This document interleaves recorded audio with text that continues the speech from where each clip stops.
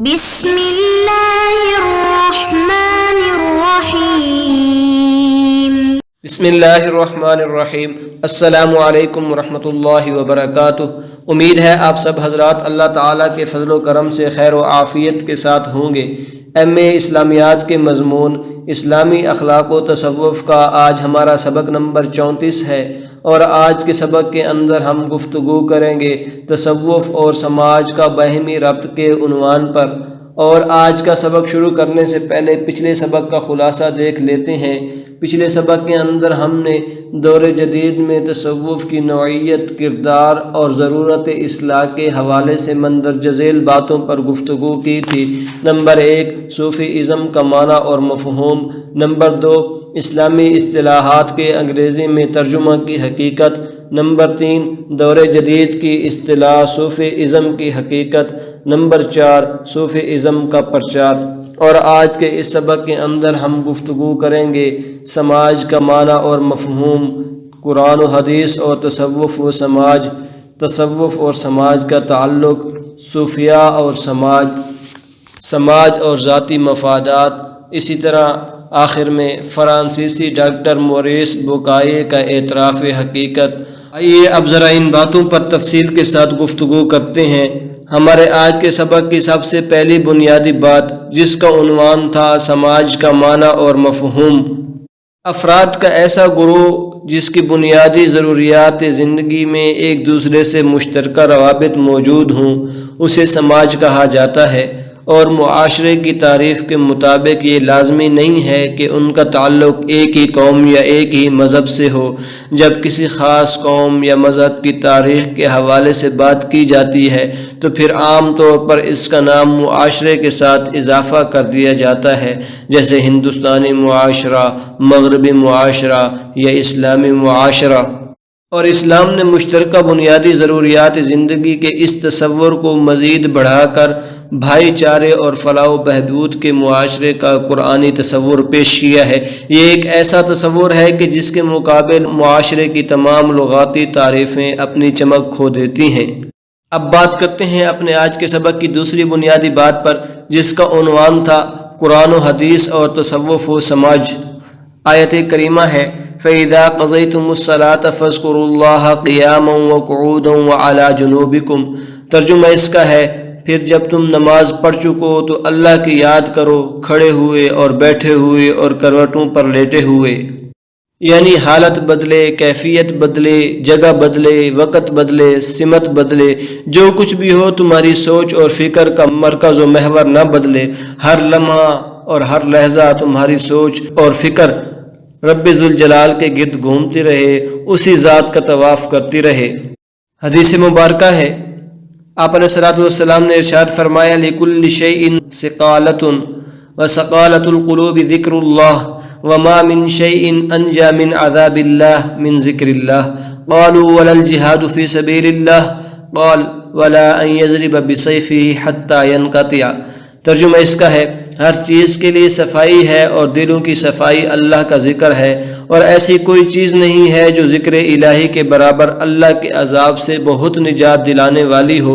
صحابہ اکرام نے عرض کی، یا رسول اللہ صلی اللہ علیہ وآلہ وسلم، کیا اللہ کی راہ میں جہاد کرنا بھی ایسی چیز نہیں؟ آپ علیہ السلام نے فرمایا، نہیں، اگرچہ وہ مجاہد اپنی تلوار اتنی مارے، یعنی اتنے زور سے لڑائی کرے کہ اس کی تلوار ٹوٹ جائے۔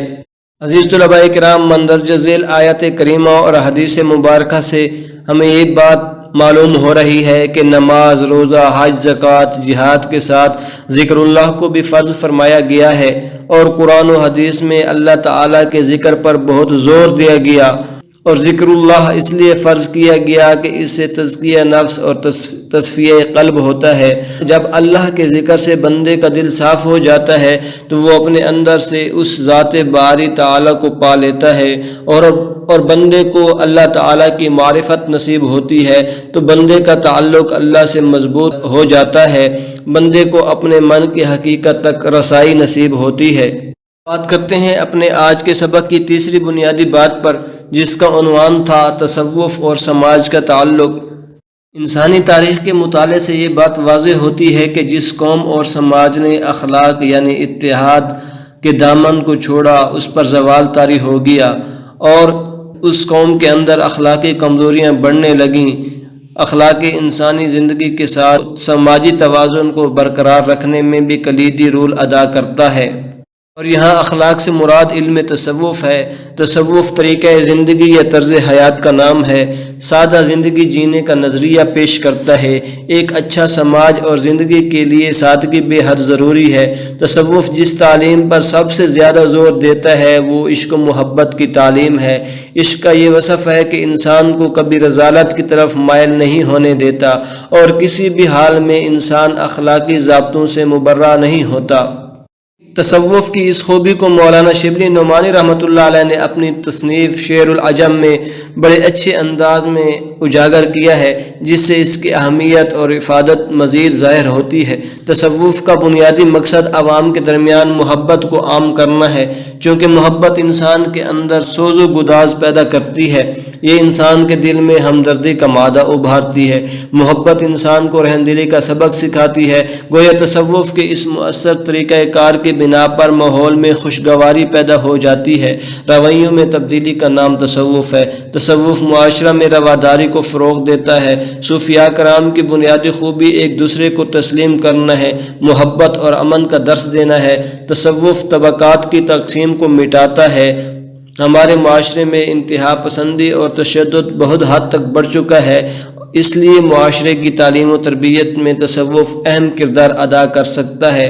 خواجہ قطب الدین فریدی رحمۃ اللہ علیہ نے فرمایا کہ صوفی کی 3 خصوصیات ہوتی ہیں: سورج جیسی شفقت، پانی جیسی سخاوت اور زمین جیسی نیاز۔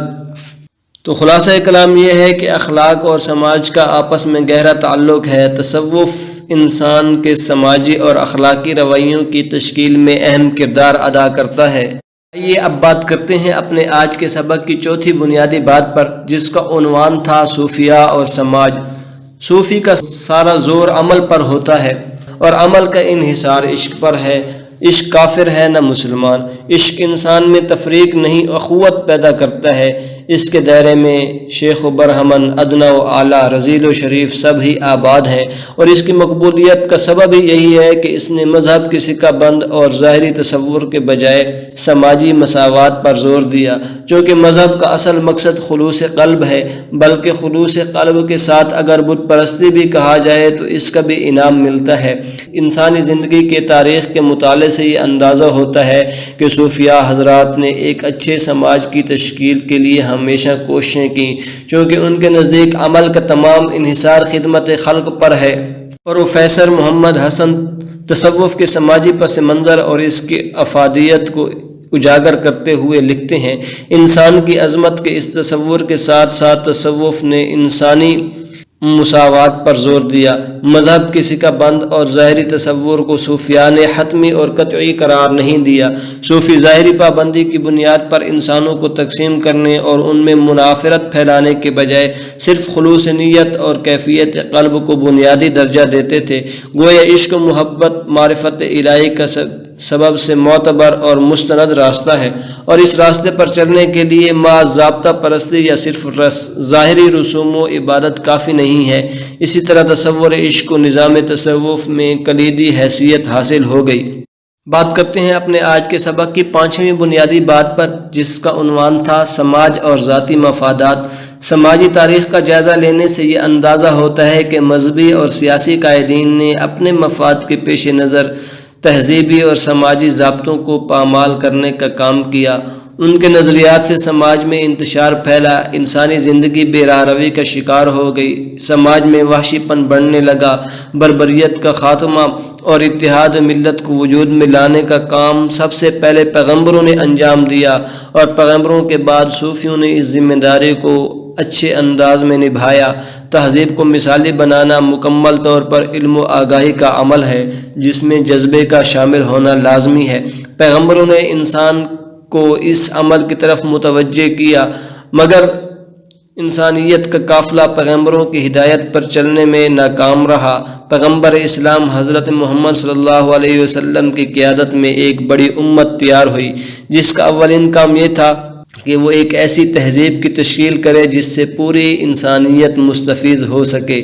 مگر امت کے افراد نے تہذیب معرفت کی تشکیل کے بجائے ایک مسلم سیاسی امپائر قائم کر لیا۔ ایسی صورتحال کے اندر صوفیوں کی جماعت اکیلے ہی تہذیب معرفت کی تشکیل کا کام انجام دیتی رہی، اور اتحاد ملت کے پرانے نقش کو مٹنے سے بچانے کی تدبیر صوفیانہ اصول کی بنا پر کی جا سکتی ہے، نہ کہ اپنے ذاتی مفادات کو مد نظر رکھتے ہوئے۔ آئیے اب بات کرتے ہیں اپنے آج کے سبق کی چھٹی بنیادی بات پر، جس کا عنوان تھا فرانسیسی ڈاکٹر موریس بوکائے کا اعتراف حقیقت۔ اب اہل دنیا کو احساس ہوا ہے کہ موجودہ صدی میں جمود و تعطل اور مادیت پرستی اور روحانی امراض نے جس قدر تیزی سے انسان کو اپنی لپیٹ میں لیا ہے، ایسے میں تمام شعبہ ہائے زندگی میں فرد کے روحانی استحکام اور روحانی ترقی، عرفان خودی اور خودگری اور قلبی اور باطنی تطہیر کے لیے روحانیت اسلام سے رہنمائی ناگزیر ہے، جس سے انفرادی اور اجتماعی سطح پر کارآمد مقاصد اور اہداف کا حصول ممکن بنایا جا سکتا ہے۔ عصر حاضر کے نامور فرانسیسی ڈاکٹر موریس بوکائے نے اپنی تصنیف بائبل، قرآن اور سائنس میں اس حقیقت کا اعتراف کرتے ہوئے یہ الفاظ لکھے ہیں کہ موجودہ سائنس کے تحت ہونے والی مادی ترقی نے انسانی دماغوں کو جس قدر ناپاک کر دیا ہے، ان کو پاک کرنے کے لیے بڑی روحانی قوت کی ضرورت ہے، اور وہ اسلام کی تعلیمات سے ہی حاصل ہو سکتی ہے۔ اگر کوئی معاشرہ زوال سے بچنا چاہتا ہے اور ترقی کی راہوں پر چلنا چاہتا ہے تو اس کے لیے صوفیاء کی تعلیمات پر عمل کرنا کافی حد تک تعاون کرے گا، اور ان تعلیمات پر عمل کر کے وہ ترقی کی راہوں پر گامزن ہوگا۔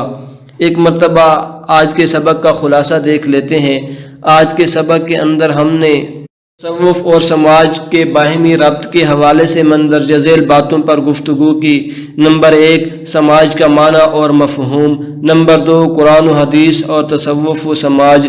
نمبر 3، تصوف اور سماج کا تعلق۔ نمبر 4، صوفیاء اور سماج۔ نمبر 5، سماج اور ذاتی مفادات۔ نمبر 6، فرانسیسی ڈاکٹر موریس بوکائے کا اعتراف حقیقت۔ انشاءاللہ بہت جلد ہم اپنے اگلے سبق، جس کا عنوان ہے نظریہ وحدت الوجود اور نظریہ وحدت الشہود کی وضاحت، پر گفتگو کریں گے۔ جزاکم اللہ خیرا۔ السلام علیکم ورحمۃ اللہ وبرکاتہ۔